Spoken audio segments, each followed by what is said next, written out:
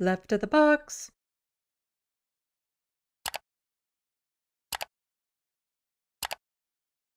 So, from Stephen Lecce, who is the Minister of Education for Ontario, who once participated in a mock slave auction when he was in college. Everywhere I go, students and parents share concerns about proliferation of vaping, cannabis, and cell phone distractions in schools. That's not what parents are concerned about in schools. No. Washrooms have become safe spaces for vaping, and classrooms are undermined by constant cell phone interruptions. We need to act with urgency to counter this generational threat. A message echoed by student leaders and blah, blah. Okay, we don't need to know that, but Sherry here says you have cut 35,000 from every classroom in Ontario in the last year and over 2 billion in total. But it's vaping and cell phones that are the problem. Nobody buys this attempt to change the channel, Mr. Lecce. Yes, they're trying to make it about something it's not. Like, this is their focus. It's the same when Doug Ford is like, ooh, buck up beer, or let's bring beer to stores, or something about alcohol, or free bags at the liquor store. This is to detract from the problems that are actually undermining our education system right now. And a lot of it has to do with the same thing that's undermining our healthcare system right now, and that is underfunding. Cuts in funding. Funding that's supposed to go to it that just somehow magically never gets there. And we have this video here about it.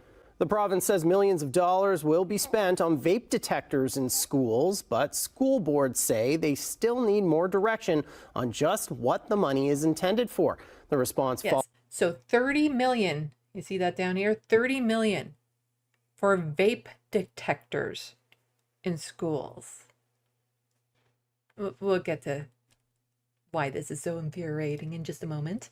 Follows the weekend's announcement from the Ministry of Education on vaping and cell phones in schools, calling them both big distractions. Sean Cowan has been following this for us today and joins us now with more. Hey, Sean.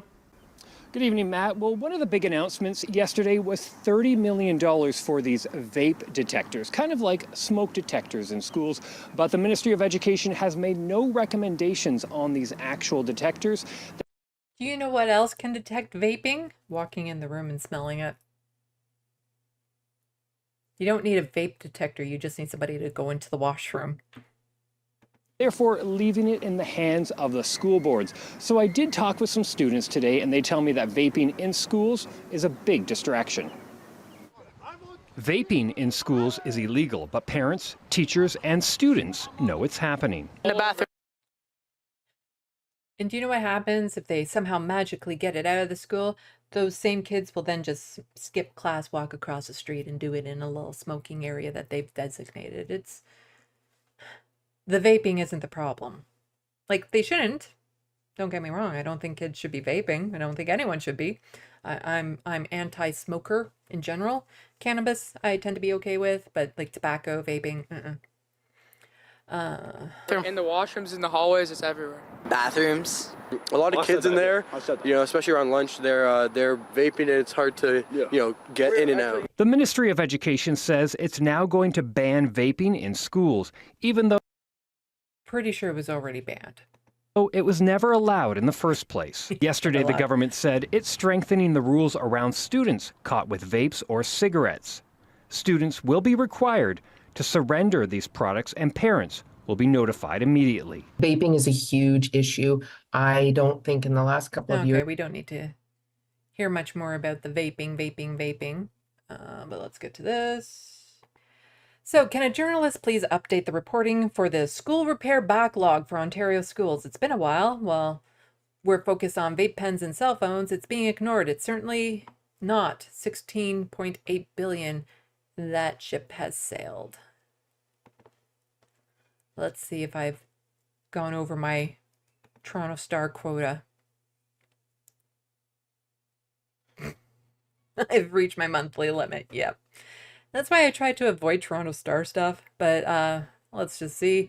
In the first 2 years of Doug Ford's government, the school repair backlog in Ontario increased by 1 billion.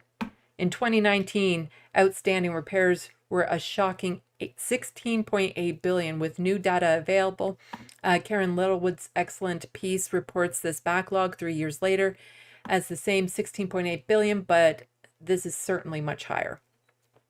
So, school repairs, 30 million for vape detectors that are not needed versus, air conditionings when we're going into extreme climate change where classrooms can literally get too hot for students to sit in because not all high schools or schools have air conditioning.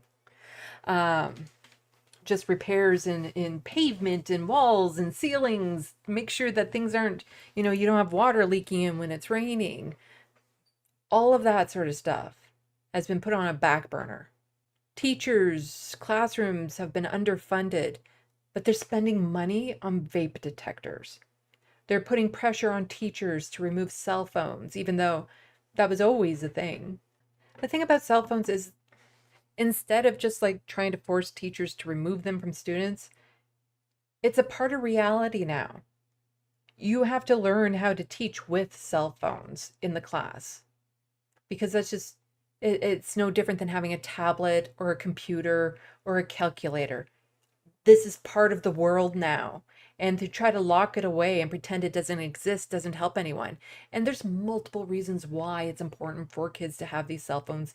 Some do medical, they're connected to medical devices, emergency phone calls, things of that sort. Like there's so many different reasons why cell phones are important.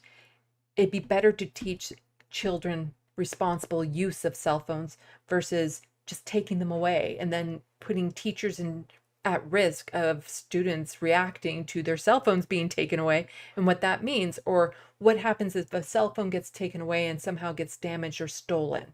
Who's responsible for that then?